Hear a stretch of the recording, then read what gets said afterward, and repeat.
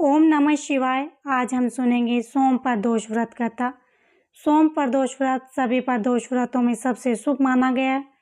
प्रदोष व्रत भगवान शिव को प्रसन्न करने के लिए रखा जाता है और जब यह व्रत सोमवार को होता है तो इसकी मान्यता और अधिक बढ़ जाती है। सोमवार का दिन भगवान शिव की पूजा को समर्पित होता है, इसीलिए इस दिन प्रदोष व्रत रखकर पूजा पाठ करना बहुत ही शुभ और फलदायी माना गया है।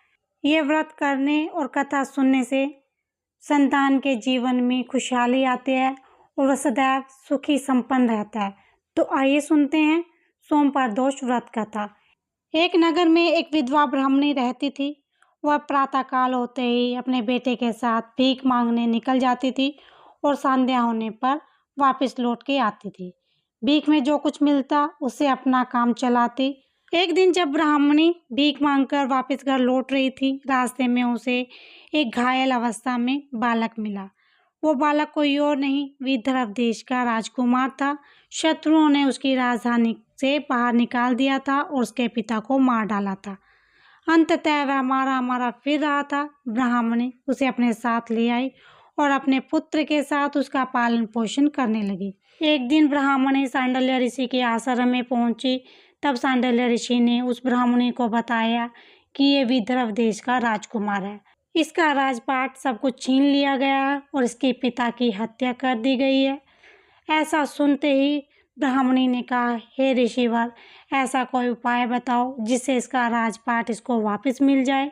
इस पर ऋषि ने कहा, हे देवी, इसे प्रदोष व्रत करने के लिए कहिए। इसके बाद दोनों बालक और ब्राह्मणी प्रदोष व्रत करने लगे। एक दिन उन दोनों राजकुमार और ब्राह्मण बालक ने वन में गंधर्व कन्या को देखा। ब्राह्मण बालक घर वापस लौट आया, लेकिन राजकुमार साथ नहीं आया क्योंकि वह अंशुमति नामक गंधर्व कन्या से बात करने लगा। दूसरे दिन वह फिर अपने घर वापस आया। वहां अंशुमति अपने माता पिता के साथ बैठी थी। कुछ दिन बाद अंशुमति के माता पिता ने राजकुमार से कहा कि तुम विदर्भ देश के राजकुमार धर्मगुप्त हो। हम श्री शंकर जी की आज्ञा से अपनी बेटी अंशुमति का विवाह तुम्हारे साथ करना चाहते हैं।